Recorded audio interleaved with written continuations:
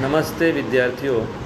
आज हम देखेंगे मराठी स्टैंडर्ड 7 का विभाग 2 का चैप्टर 9 सदैव सैनिका पुढे जायचे, उसके क्वेश्चन आंसर देखने वाले हैं। तो सभी बच्चों को फिर से स्वागत करता हूं मेरी चैनल पे। ज़्यादा से ज़्यादा चैनल पे लाइक देना और कमेंट करना, जिसके द्वारा मैं नए नए वीडियोस बना सकूं। चलो देखते हैं चैप्टर 9 सदैव सैनिका पुढे जायचे। फर्स्ट क्वेश्चन है, खालील प्रश्नाची 1-2 वाक्यात उत्तरे लिहा। मतलब कि 1-2 वाक्य में उत्तर लिखना है। पहला प्रश्न, सैनिक नेहमी मनासी कोणते देव वागड़तो। मतलब सैनिक हर समय अपने मन में कौन से विचार लेकर आगे बढ़ता है, कौन से विचार उसके मन में होते हैं। उत्तर, आपल्याला सदैव पुढे जायचे है। मतलब कि हमें हर समय आगे ही बढ़ना है। देश रक्षणाचे कर्तव्य पार पाडताना, देश के रक्षण का कर्तव्य हमें पूरे करते समय मागे कधीच हटायचे नहीं। मतलब हमें पीछे कभी नहीं हटना है। हे ध्येय, मतलब यह ध्येय सैनिक नेमी मनाशी वागड़तो। यही ध्येय, यही विचार लेकर सैनिक आगे बढ़ता है। अभी देखेंगे हम दूसरा प्रश्न, सैनिका पुढे कोणती संकटे उभी आहेत। सैनिकों के सामने कौन से संकट खड़े हैं और होते हैं। उत्तर, सैनिका पुढे काळ रात्र उभी आहे। मतलब कि सैनिकों के सामने मध्य रात्रि, रात के समय हम तो बाहर निकलते तो हम डर जाते, बाप रे कुछ आ जाएगा तो। पर इस सैनिक बिना डरे रात्र भर हमारी सरहद पर हमारी सरहद की रक्षा करते हैं। दिशा अंधाराने दाटलेल्या आहेत। दिशा मतलब कौन सी दिशा में जाना है, कहाँ कौन सी दिशा में खड़े हैं, वो सभी अंधेरों में छुपी हुई है। काळे गुट मेघ आकाशाला घेरून आहेत। काळे गट मेघ मतलब काले घनेदार बादल आकाश में गिरे पड़े हैं। मतलब आकाश को पूरा घेर कर रखा है। त्यातून भयानक विजा कडकडतायत व दाही दिशातून वादळ उसळत आहे। और इसी भयानक आकाश में काले बादलों में से भयानक बीज मतलब बिजली चमकती है, और दाही दिशातून और दसी दिशाओं में से बादल उसळते हैं और बादल बरसते हैं। सैनिकाला कोणत्या गोष्टी थांबवू शकत नाही। सैनिक को कौन सी बातें रोक नहीं सकती। उत्तर, सैनिकाला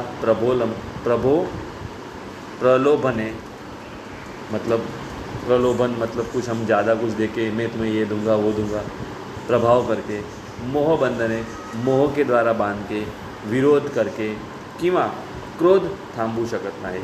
हम उनको क्रोध से हमें उस सैनिक को रोक नहीं सकते। दैन्य दूर करण्याची गडगंज संपत्ति ही, दैन्य दूर मतलब गरीबी को दूर करने वाले जो संपत्ति है वह देकर भी हम सैनिकाला थांबू शकत नहीं। हम सैनिक को रोक नहीं सकते। मतलब कुछ भी दिखा दो, ये दूंगा वो दूंगा, पर वो सबको छोड़कर सैनिक अपने कर्तव्य के लिए आगे बढ़ता है। ना ही वो प्रलोभन से, मोह से, किसके विरोध से, किसके क्रोध से या पैसे के मोह से वह हमारी देश से गद्दारी करता नहीं है। अब देखेंगे हम आगे का प्रश्न, खेड़ूया शब्दाशी। आज हम खेड़ूया शब्दाशी में देखेंगे खालील शब्दासाठी कवितेतली समानार्थी शब्द लिहा। कविता में दिए हुए हैं समानार्थी शब्द जो है वो लिखेंगे। सबसे पहला शब्द है आकाश, उसका समानार्थी होगा नभ। रात्र तो निशा, ढग तो मेघ, राग तो क्रोध, लोभ तो मोह। अभी हम देखेंगे आगे खेड़ूया शब्दाशी।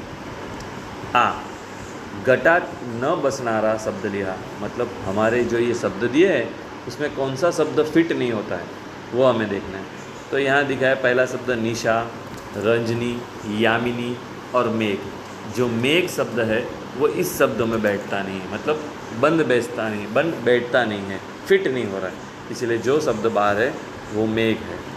2 सदैव, नित्य, सदोदित, कवचित, ये सभी में से न बंद बैठने वाला शब्द है कवचित।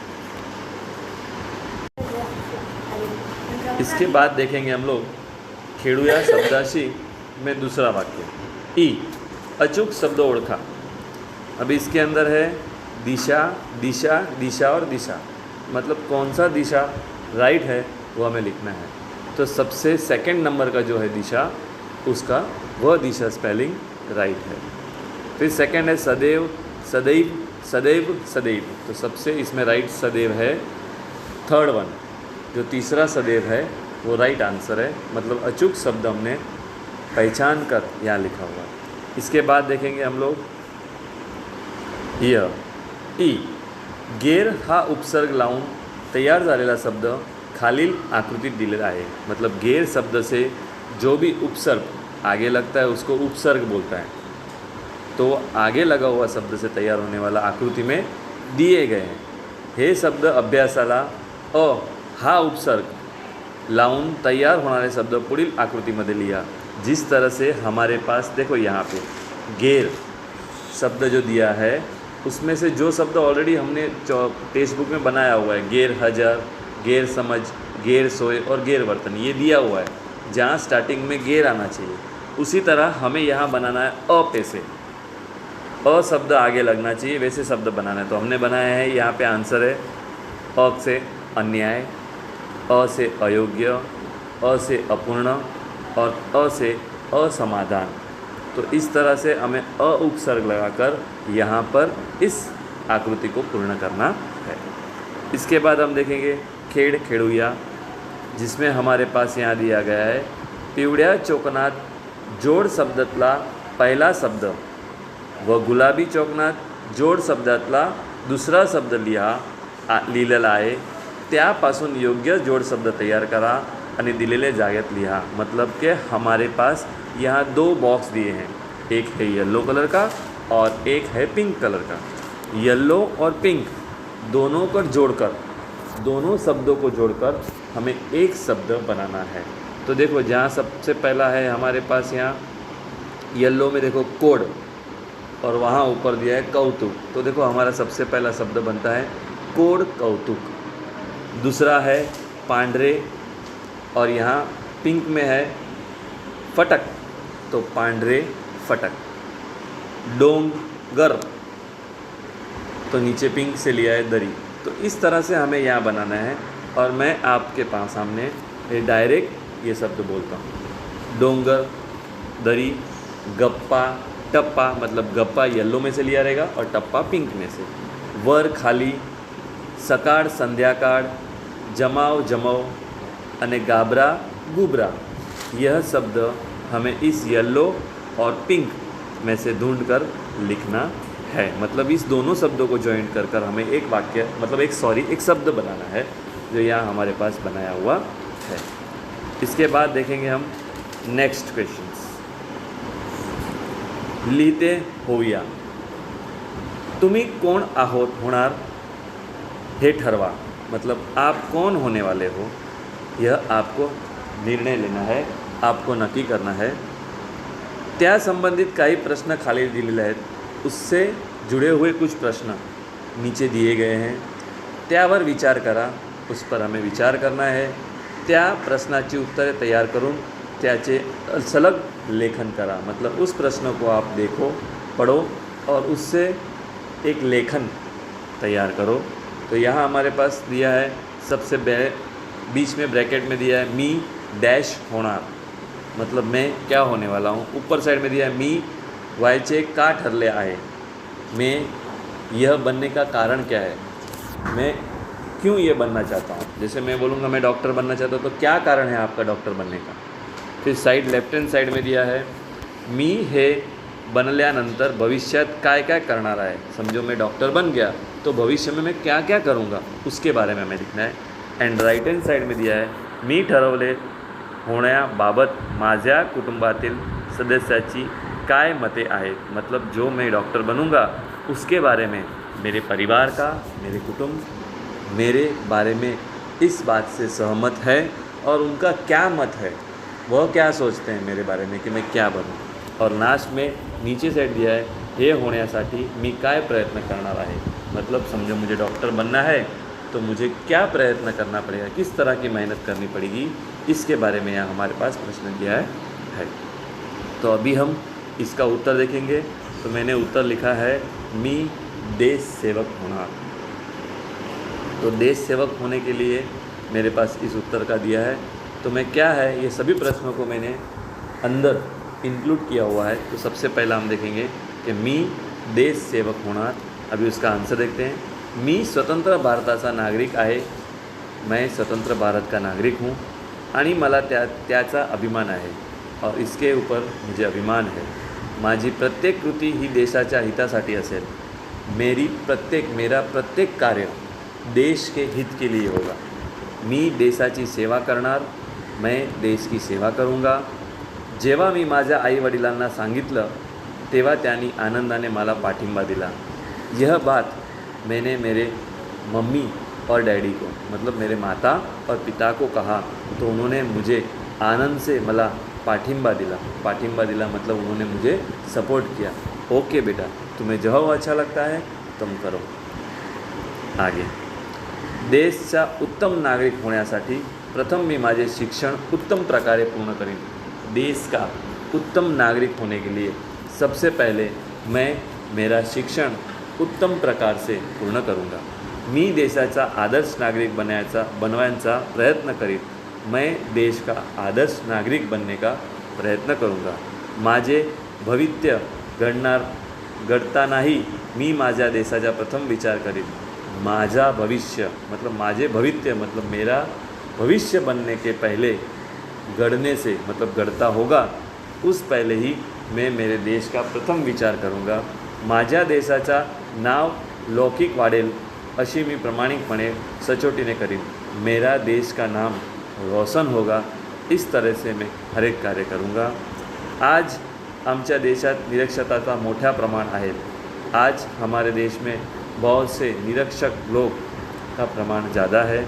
मी दरवर्षी एका तरी माणसाला साक्षर करीन। निरक्षर मतलब के अनपढ़ लोग, हमारे देश में आज भी बहुत सारे अनपढ़ लोग हैं जो पढ़ते नहीं हैं। तो मी दरवर्षी एक तरी माणसाला साक्षर करीन मतलब मैं हर साल एक व्यक्ति को पढ़ाऊँगा और उसे लिखता करूँगा, मतलब सिखाऊँगा किस तरह से पढ़ा जाता है और उसे ज्ञान दूँगा। मी माझ्या रोजच्या जीवनात नेहमी स्वदेशी वस्तूचा वापर करीन। मैं मेरे रोज के जीवन में स्वदेशी वस्तु का यूज़ करूँगा, उनका वपराश करूँगा। पर्यावरण आणि राष्ट्रीय एकात्मता हे देखील भारतापुढे मोठे प्रश्न आहे। पर्यावरण और राष्ट्रीय एकात्मता यह भी एक बड़ा प्रश्न हमारे भारत के सामने है। म्हणूनच मी देशातील नागरिकांना पर्यावरणाचे महत्त्व पटवून देईल। इसीलिए मैं हर एक नागरिकों को, देश के हर एक नागरिकों को पर्यावरण का जो महत्त्व है वो उनको समजाऊंगा। सर्व धर्म समान आहे त्यांची जाणीव जनतेत निर्माण करून, मतलब सर्व धर्म, कोई भी धर्म, हिंदू, मुसलमान, सिख, ईसाई, गुजराती, मद्रासी, ये सभी धर्म एक ही धर्म है। उनसे हर लोगों को, उनकी धर्म के जनते को मैं सर्वधर्म समान है उनके बारे में उनको जाणीव जनते निर्माण करून, मतलब उनसे जागृत करूँगा।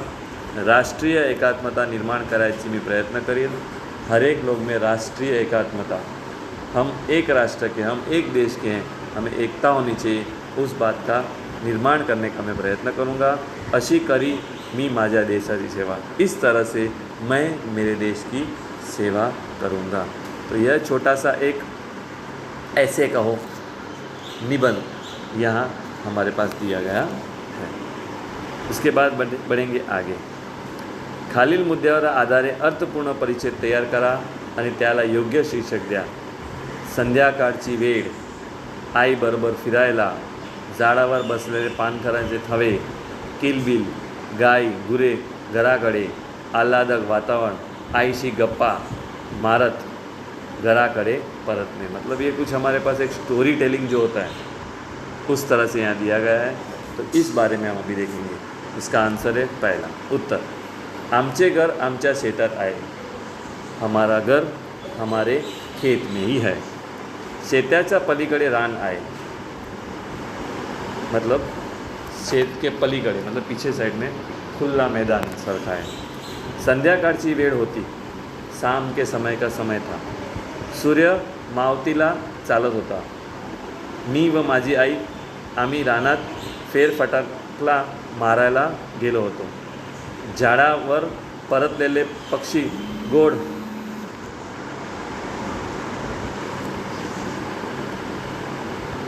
संध्याकाळची वेळ होती, सूर्य मातीत चालत होता। शाम के समय का समय था, सूरज का डूबने का समय था। मी आणि माझी आई रानात फेरफटका मारायला गेलो। मैं और मेरी मम्मी वहाँ घूमने निकले थे। झाड़ावर परतलेले पक्षी गोड किलबिलित होते और उस समय झाड़ पर बैठे पक्षी किलबिलित मतलब किलबिल कर आवाज़ कर रहे थे। जणू तो घरट्या तटल्या आपल्या पिल्लांना दिवसभर काय केलं यांची कहाणी सांगत असतात। जणू तो घरट्या कटल्याला मतलब जणू तो घरट्यातल्या आपल्या पिल्लांना दिवसभर काय केलं मतलब कि उस तरह से लिखा गया है कि इस तरह लगता है कि वह उनकी माता पक्षी अपने बच्चों को कहती है कि दिन भर मैंने कहाँ क्या किया उसकी कहानी सांगत असावे, मतलब उनकी कहानी बोलते रहेंगे, उस तरह यहाँ लगता है। गाय गुरे दिवसभर चरून घोड्याकडे परत होती, मतलब गाय भी पूरा दिन चर के मतलब घास चारा खा के अपने घर वापस आ रही थी। त्यांना गळ्यातील घंटाची मधुर किणकिण सर्वत्र पसरली होती और उस समय किन्हीं गायों में गले पर घंट बंधा होता है तो उनके किल बिल की आवाज़ भी सुनाई दे रही थी। मंद हवेचा झुडकेत सारी झाड़े निवांत डोलत होती और धीरी हवा आ रही थी। मंद हवेचा झुडकेत मतलब मंद धीरे धीरे जो हवा आ रही थी, उस हवा में जैसे लग रहे थे झाड़ डोल रहे हैं, नाच रहे हैं, इस तरह निवांत मतलब आराम से डोल रहे थे, इस तरह लग रहा था। आह्लादायक वातावरण आम्ही मायलेक गप्पाला रंगलो होतो। इस तरह का आह्लादक वातावरण में मैं और मेरी मम्मी गप्पा मार रहे थे। आईमुळे मला निसर्गाकडे आत्मीयताने पाहायची दृष्टी लाभली। आज मेरी मम्मी के कारण ही मुझे इस निसर्ग में जो आत्मीयता मतलब जो अपनापन है वो देखने की आज मुझे अवसर मिल गया है। निसर्गाचा किमयाविषयी बोलत आम्ही घरी परतलो, मतलब निसर्ग के बारे में इस तरह से मैं और मेरी माता दोनों बोलते बोलते हम हमारे घर पर पहुंच जाते हैं। अंत में यहाँ दिया गया है, आपल्याला समजून घ्यायचं आहे। खालील वाक्य वाचा। अभी यहाँ दिया है कि आपल्या मनात वाटून असलेल्या भावना आणि एखाद्या उद्गार वाटे व्यक्त करतो। अपने मन में जो भी विचार आता है, हाँ बाप रे ऐसा हो गया, अरे बाप रे ऐसा हुआ, तो उस तरह के वाक्य को हम क्या कहते हैं, उद्गार वाक्य। वरील वाक्यातील शाबाश, छे छे, बाप रे, अबब ही केवळ प्रयोगी अवयव है।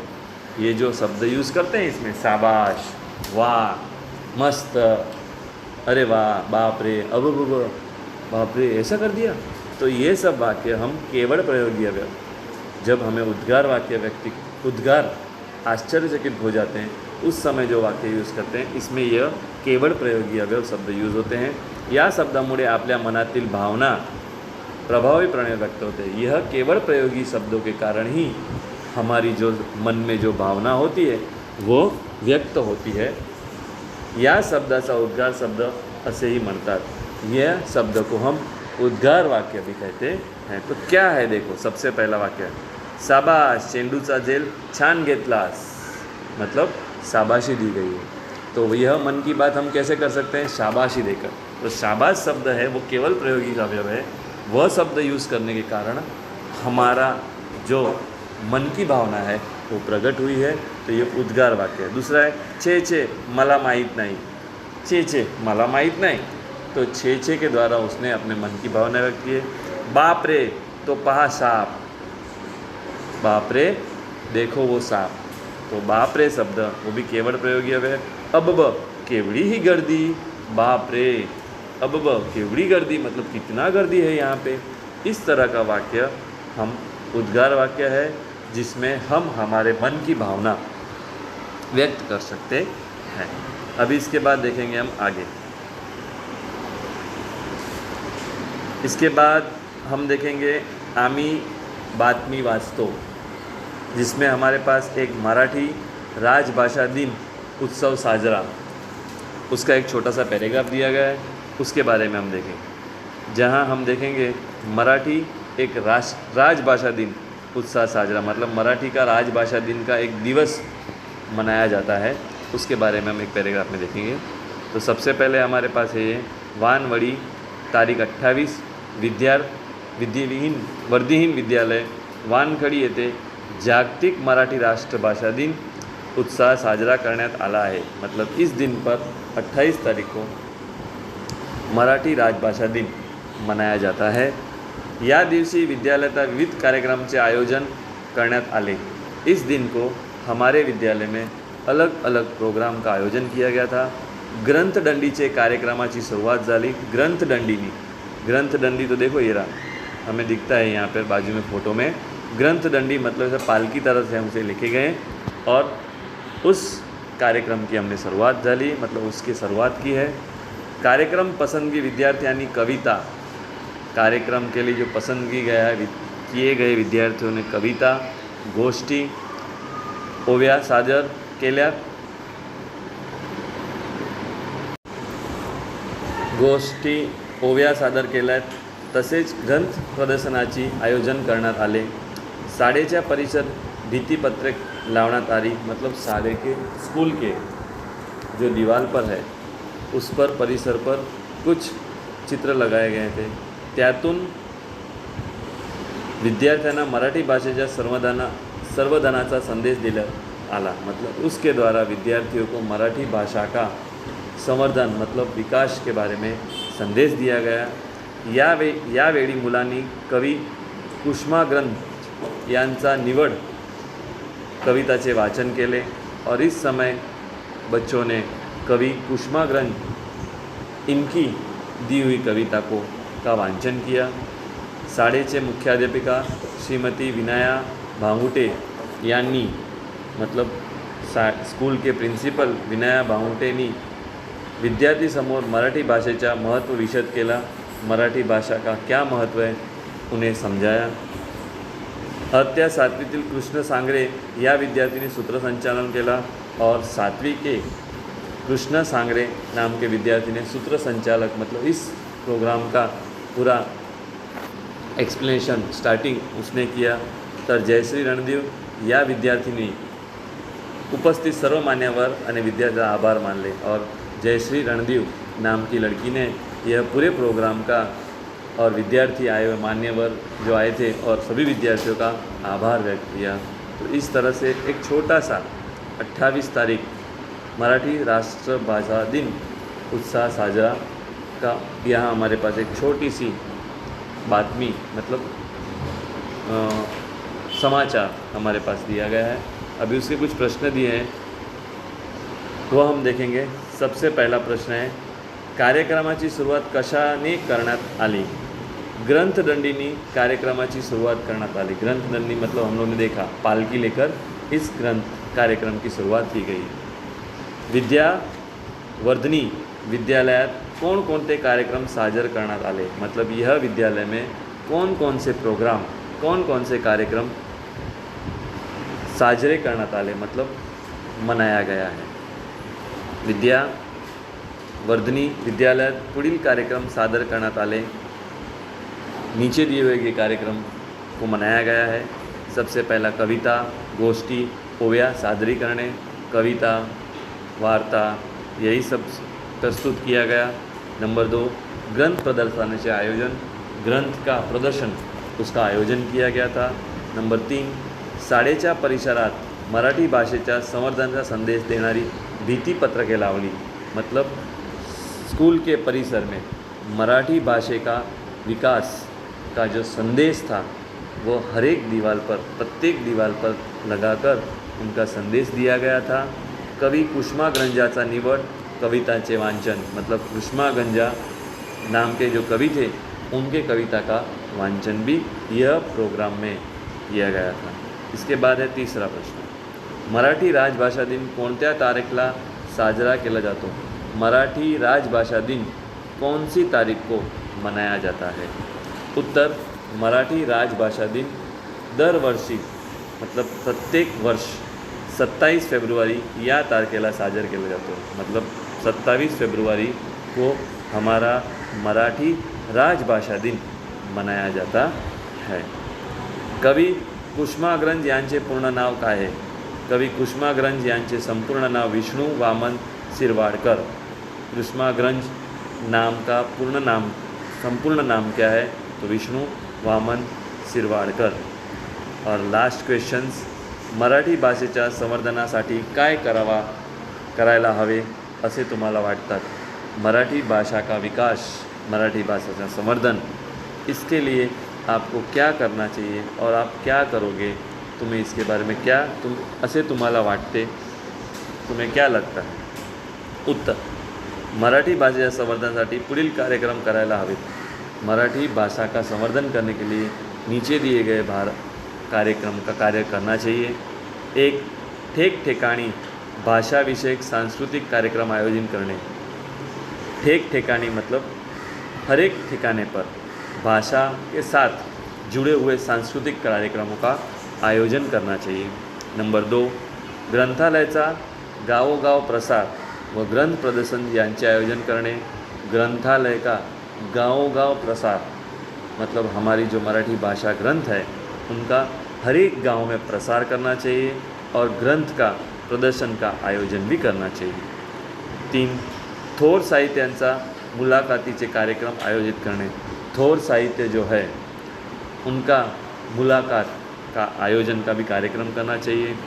नंबर 4, सार्वजनिक उत्सवात वक्तृत्व व निबंध स्पर्धाचे आयोजन करने।